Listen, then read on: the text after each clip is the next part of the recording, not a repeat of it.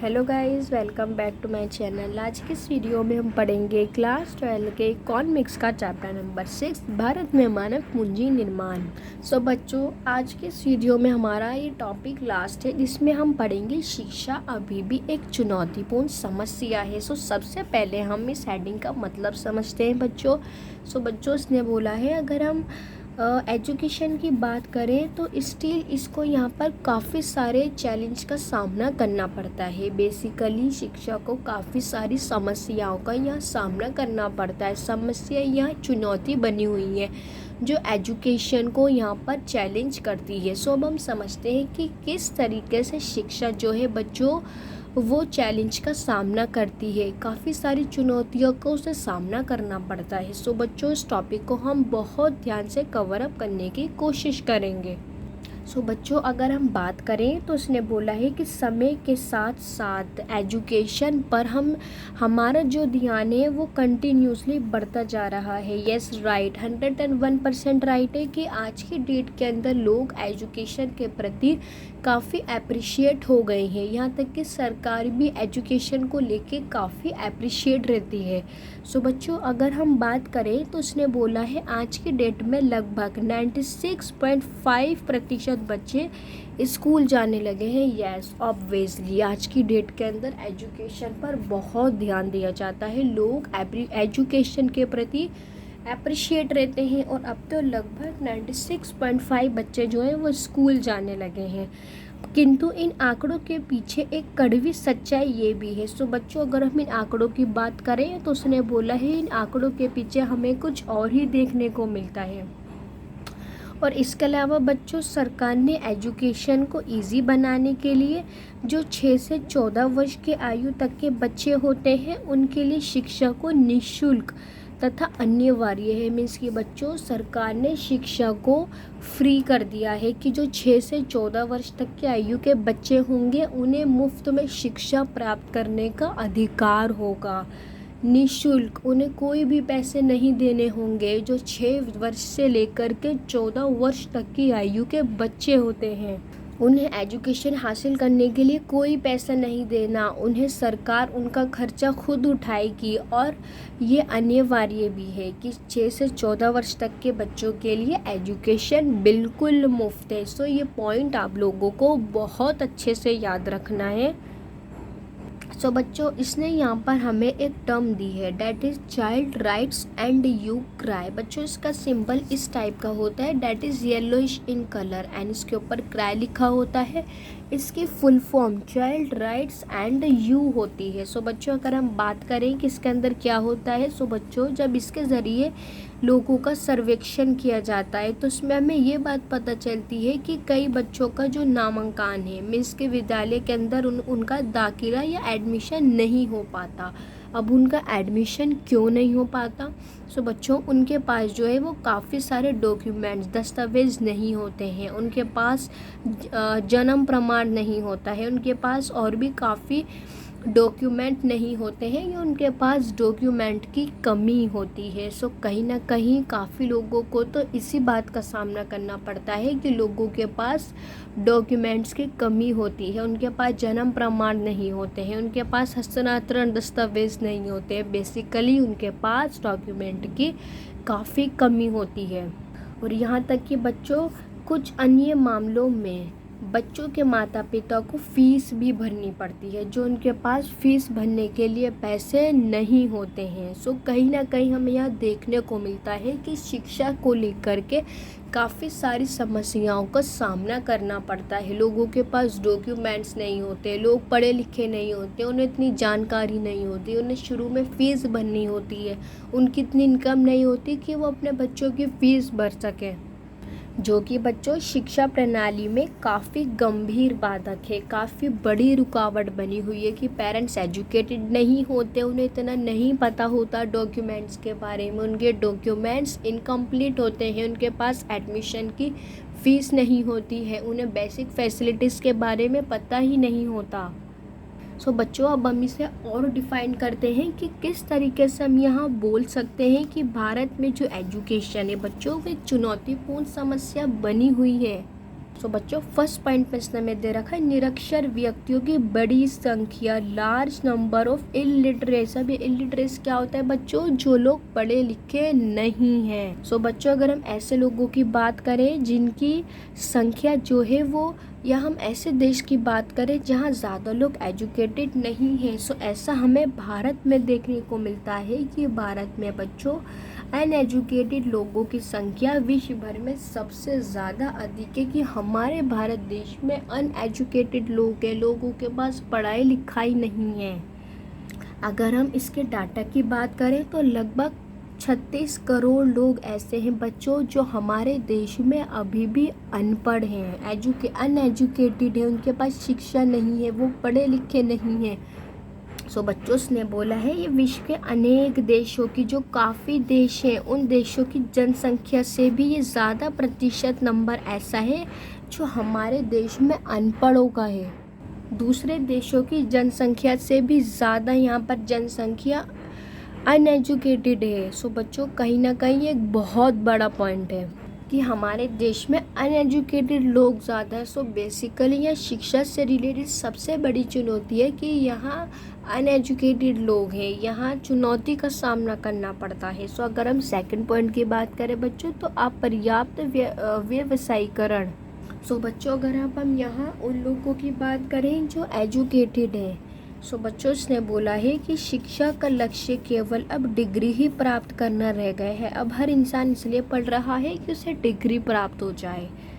But बच्चों अगर हम बात करें लाखों स्नातक रोजगार के, तो दफ्तरों के नित प्रति चक्कर काटते रहते। उनके पास डिग्री तो होती है, उनके पास सर्टिफिकेट होता है, बट उनके पास रोज़गार के अवसर कम होते हैं। अब आज के डेट में क्या है कि काफ़ी सारे पढ़े लिखे लोग अपनी डिग्री को लेके घूमते हैं।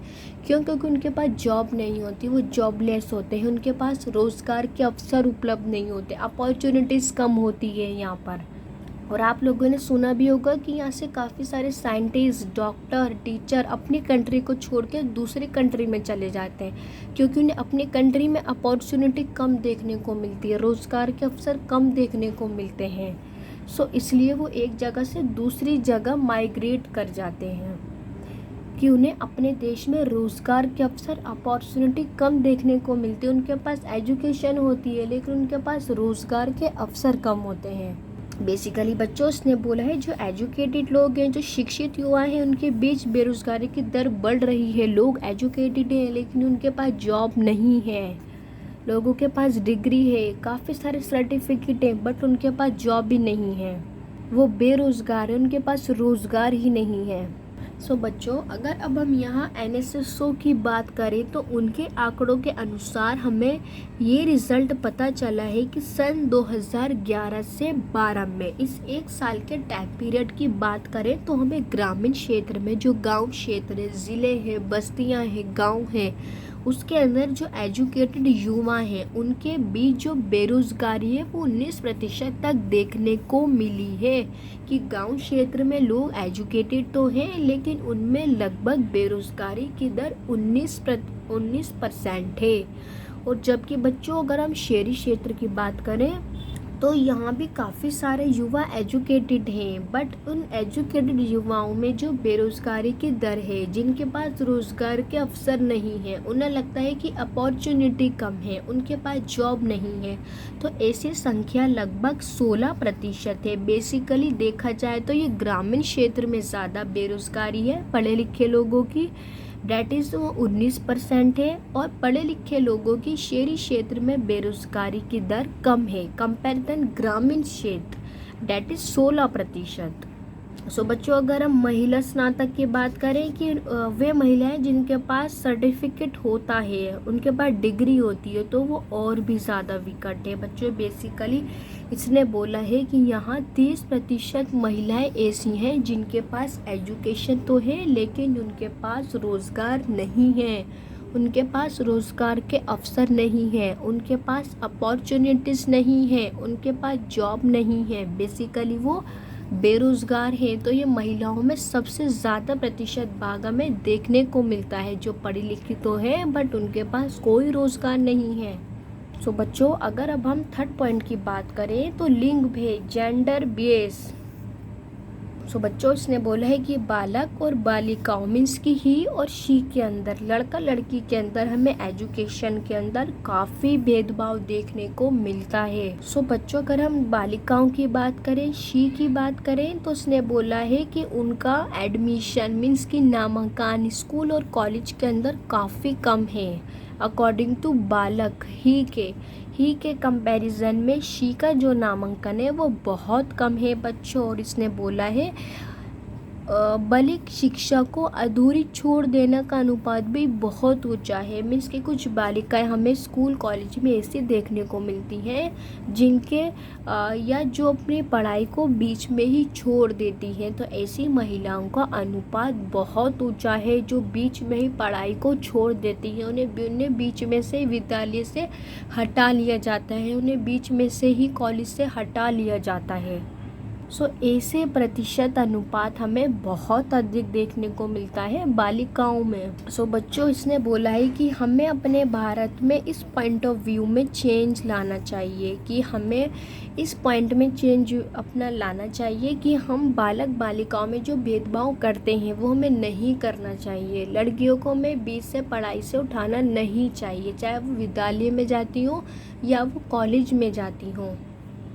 सो बेसिकली हमें अपने पॉइंट ऑफ व्यू में बहुत चेंजेस या इम्प्रूवमेंट लाने की ज़रूरत है, स्पेशली ग्रामीण क्षेत्र में। सो बच्चों, उसने बोला है अगर हमें महिलाओं की आर्थिक स्वतंत्रता और सामाजिक मीन्स कि अगर हमें महिलाओं के सामाजिक प्रतिष्ठा में सुधार लाना है कि तो हमें यहाँ पर एजुकेशन को लेकर के अप्रिशिएट करना होगा कि हमें लिंग का अनुपात नहीं देखना चाहिए। एजुकेशन को प्राप्त करने का हक सबके पास है, चाहे वो बच्चा हो, चाहे वो लड़का हो, लड़की हो, बूढ़ा हो, वो कोई भी हो, सबको एजुकेशन प्राप्त करने का समान तरीके से हक है। सभी लोगों को छूट है कि वो कोई से भी विद्यालय में एडमिशन ले सकते हैं, वो कहीं तक भी पढ़ सकते हैं।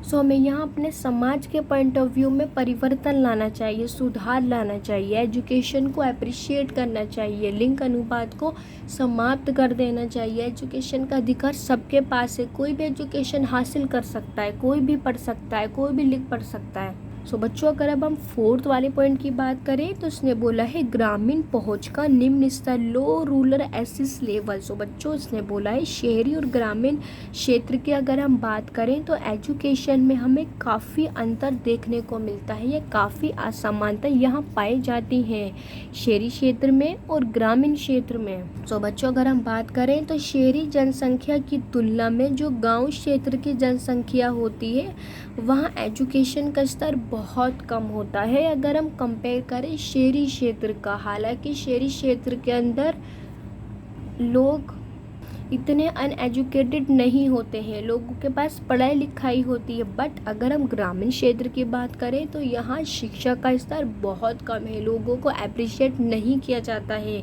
स्पेशली बालिकाओं को, लड़कियों को अप्रिशिएट नहीं किया जाता है कि वो भी एजुकेशन को हासिल करें। सो कहीं ना कहीं हमें यहाँ ये वीक पॉइंट देखने को मिलता है कि ग्रामीण क्षेत्र की जनसंख्याओं में हमें एजुकेशन का स्तर काफ़ी कम देखने को मिलता है, यहाँ लोगों को अप्रिशिएट नहीं किया जाता है। सो बच्चों, अगर अब हम फिफ्थ वाले पॉइंट की बात करें तो डेट इज़ प्राइवेटाइजेशन, निजीकरण।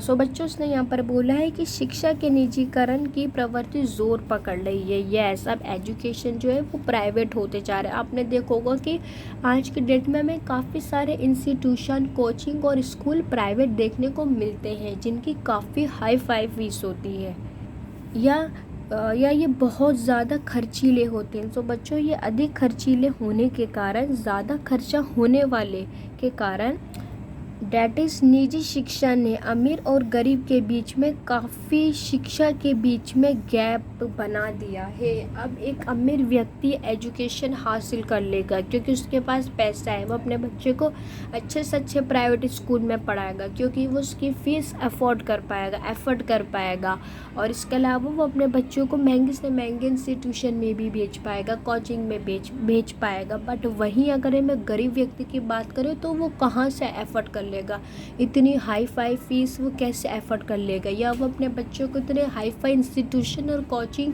किस तरीके से भेज पाएगा जब उसके पास इतनी इनकम है ही नहीं। सो बेसिकली बच्चों, हमें यहाँ काफ़ी हाई गैप देखने को मिलता है। खाई का मतलब क्या होता है बच्चों? गैप होता है। जब अमीर और अमीर होता जाता है और गरीब होता जाता है तो इनके बीच का जो गैप है वो बढ़ता जाता है और अधिक चौड़ा होता जाता है। अमीर और अमीर होगा और गरीब होता जाता है। सो बच्चों, अगर हम समाज में गरीब लोगों की बात करें तो उनके लिए शिक्षा के अवसर का यहाँ पर अभाव पाया जाता है। क्या होता है, हमें सरकारी स्कूलों में भी ऐसा होता है कि हमें फ़ीस देनी पड़ती है। अब वो लोग फ़ीस एडमिशन की कहाँ से देंगे जिनकी इनकम ही बहुत कम है, या वो इंस्टीट्यूशन और कोचिंग की फ़ीस कहाँ से देंगे जिनकी आय ही बहुत कम है, उनका आय का स्तर बहुत कम है। वो अपनी बेसिक फैसिलिटीज़ को भी बहुत बुरे तरीके से उसे कंप्लीट कर पाते हैं। सो बच्चों, बेसिकली हमें यहाँ शिक्षा के अवसरों का गरीब लोगों में अभाव देखने को मिलता है क्योंकि वो एफर्ट नहीं कर पाते हैं। सो बच्चों, अगर अब हम 6 पॉइंट की बात करें तो उसने बोला है शिक्षा पर कम सरकारी खर्चा।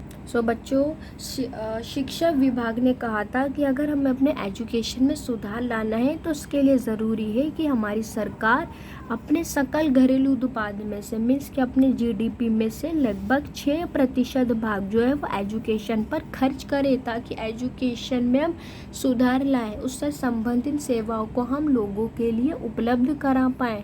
बट कहीं ना कहीं सरकार जीडीपी का 6% भाग एजुकेशन के ऊपर खर्च करने में असफल रही है, अनसक्सेसफुल रही है। सो बच्चों, अगर हम देखें कि किस तरीके से सरकार अनसक्सेसफुल रही है तो उसने बोला है कि सरकार द्वारा शिक्षा पर किए जाने वाला जो खर्चा है वो रियलिटी में सकल घरेलू उत्पाद का जीडीपी का 4 से 5% के बीच सरकार खर्च करती है। मीन्स कि सरकार को 6% भाग जो है वो एजुकेशन के ऊपर खर्च करना चाहिए, बट सरकार जो है वो 4 से 5% ही भाग जो है वो अपनी जीडीपी का खर्च कर पाती है। सो कहीं ना कहीं हम सारी शिक्षा संबंधी फैसिलिटीज़ को देश में उपलब्ध नहीं करा पाते हैं। सो बच्चों, उसने बोला है कि सरकार के खर्च करने के इरादे तथा वास्तविक खर्च के बीच हमें काफ़ी अंतर देखने को मिला है। कि सरकार ने कहा कि वो जीडीपी का 6% खर्च करेगी, इसका सिर्फ एक इरादा था, बट सरकार रियलिटी में कितना खर्च कर रही है? 4 से 5% सरकार खर्च कर रही है रियलिटी में। सो बच्चों, अब हम इसका निष्कर्ष निकालें तो उसने बोला है कि भारत में जो एजुकेशन है वो आम लोगों तक पहुंच ही नहीं पाई है। यहाँ पर गरीब लोग जो शिक्षा हासिल ही नहीं कर पा रहे, उन्हें एडमिशन की फ़ीस इतनी बता दी जाती है कि वो लोग एफर्ट ही नहीं कर पाते हैं। उन्हें जो सुविधाएं मुफ्त में देनी चाहिए, बट उन्हें वो फैसिलिटीज़ एजुकेशन से रिलेटेड मुफ्त में नहीं दी जाती हैं जितनी उन्हें देनी चाहिए थी, या जितना परसेंट खर्च करना चाहिए तो उतना परसेंट खर्च नहीं किया जा रहा है। सो बच्चों, उसने बोला है कि यहाँ पर शिक्षा गरीबी की और यहाँ पे लिखा हुआ है कि शिक्षा गरीबी की जानी है, मीन्स कि इसको बेसिकली हम तोड़ने में असफल रहे हैं। अभी भी देश में यहाँ एजुकेशन है बट पूरे लोगों को प्राप्त नहीं होती है। लोगों के पास पैसा नहीं होता, उन्हें उतनी फैसिलिटीज़ दी ही नहीं जाती कि वो एफर्ट कर पाएँ। सो बच्चों, आई होप आप लोगों को आज की इस वीडियो में बहुत अच्छे से समझ में आया होगा कि बेसिकली कौन कौन सी चुनौतियों का एजुकेशन को सामना करना पड़ता है। सो बच्चों, आज की इस वीडियो में हमारा चैप्टर नंबर 6 भारत में मानव पूंजी निर्माण फिनिश होता है। देन अब हम स्टार्ट करेंगे चैप्टर नंबर 7। सो बच्चों, मिलते हैं नेक्स्ट वाली वीडियो में। जब तक के लिए गुड बाय।